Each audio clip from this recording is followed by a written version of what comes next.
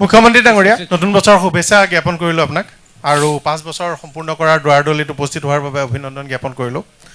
নিৰ্বাচনমুখী বছৰটোত নিশ্চিতভাৱে অসমৰ জনগাঁথনিৰ পৰিৱৰ্তন ডেমোগ্ৰাফিক চেঞ্জেছ এটা গুৰুত্বপূৰ্ণ ৰাজনৈতিক বিষয় হিচাপে আপোনালোকৰ দলৰ নেতাসকলেও উপস্থাপন কৰিছে।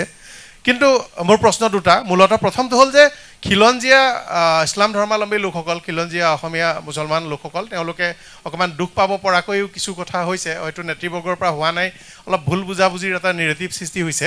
প্ৰথম কথা এই বিষয়টোৰ ওপৰত আপোনাৰ পৰা এটা মন্তব্য বিচাৰিলোঁ। আৰু দ্বিতীয় কথাটো হ'ল যে যোৱা কিছুদিনৰ পৰা বাংলাদেশ আৰু পাকিস্তানৰ পৰা আনকি আমি আমাৰ যেতিয়া মিডিয়াৰ নিউজ পেজবোৰ চাওঁ তাতো এক পলিটিকেল আইডিঅ'লজিৰে পোষ্ট কিছুমান কৰে, আক্ৰমণ কৰে আৰু এই বিষয়টোৱে অকণমান সমগ্ৰ নিৰ্বাচনলৈকে এটা নেৰেটিভ সৃষ্টি কৰিবলৈ বা এটা বিশৃংখলতা সৃষ্টি কৰিবলৈ চেষ্টা কৰাৰ নিচিনা এটা সন্দেহ হৈছে। এই সম্পৰ্কত আপোনাৰ হাতত কিবা তথ্য আছে নেকি বা প্ৰশাসনে নজৰ ৰাখিছে নেকি? ধন্যবাদ।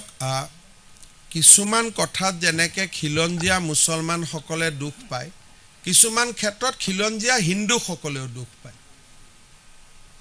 এনেকুৱা হ'ব নালাগে যে হিন্দুসকলৰ দুখ পোৱাটো আমি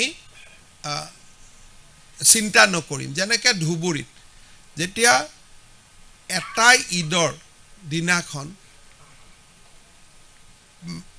প্ৰায় 18,000 পৰা 20,000 কেজি গৰু মাংস কটা হয় এখন চহৰত, আৰু যিখন চহৰত আটাইতকৈ বেছি হিন্দু নাগৰিক আছে, তেতিয়াতো খিলঞ্জীয়া হিন্দুসকলেও দুখ পায়। একোটা লাভ জেহাদৰ ঘটনাই খিলঞ্জীয়া হিন্দুসকলকো দুখ দিয়ে। সেইকাৰণে খিলঞ্জীয়া মুছলমান আৰু খিলঞ্জীয়া হিন্দু সকলোৱে লগ লাগি অসমখনক আমি কেনেকৈ ৰক্ষা কৰিম তাৰ বিষয়ে আলাপ আলোচনা কৰিব লাগে। আৰু আমাৰ চৰকাৰে চৰকাৰ হোৱাৰ প্ৰথম অৱস্থাতে আমি কৈছোঁ যে খিলঞ্জীয়া হিন্দু মুছলমান সকলোৰে অধিকাৰ অসমত একে সমান, আৰু তেওঁলোকেই মিয়া মুছলমানসকলৰ কিছুমানে যি অত্যাচাৰ কৰে, ফেচবুক পোষ্ট লিখে কিবা মুছলমানসকলৰ কিছুমানে যি অত্যাচাৰ কৰে, ফেচবুক পোষ্ট লিখে কিবা লিখে, যেতিয়া খিলঞ্জীয়া মুছলমানসকল সৰব হৈ উঠিব, আজি যি বাংলাদেশৰ ঘটনা হৈছে বা প্ৰতিটো দিনে একোটা মিয়া মুছলমানে অবৈধ বুলিয়ে মই তেওঁলোকক ক'ম, ফেচবুক কৰে, ইনষ্টাগ্ৰাম কৰে, ইয়াৰ কাউণ্টাৰ যদি খিলঞ্জীয়া মুছলমান মানুহখিনিয়ে দিয়ে, তেতিয়াহ'লে আমাৰ খিলঞ্জীয়া হিন্দু মানুহখিনিৰ শক্তিটো বাঢ়িব।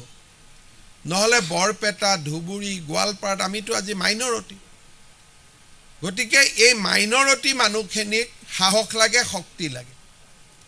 শিৱসাগৰ, ডিব্ৰুগড়ত আজি যেনেকৈ আমি খিলঞ্জীয়া মুছলিম মানুহখিনিক সন্মানৰ চকুৰে চাওঁ, কোনো আমি ভেদ বিভাদ নকৰোঁ, তেনেকৈ আমাৰ মনত থাকিব লাগিব যে নামনিত বাস কৰা সংখ্যালঘিষ্ঠ হিন্দুসকলৰ কথা। আৰু দুইটা ধৰ্মাৱলম্বীৰ লোকে দুইটাৰে যেতিয়া মনোকষ্ট বুজি পাব, তেতিয়া অসমখন স্বাভাৱিকভাৱে শান্তি হ'ব, ধৰ্মীয় সম্প্ৰীতি বাঢ়িব, ইজনৰ সিজনৰ বুজাবুজি বাঢ়িব। গতিকে মই ভাবোঁ যে এই ক্ষেত্ৰত আমাৰ সকলোৰে কৰণীয় আছে আৰু সকলোৱে কৰিব লাগে।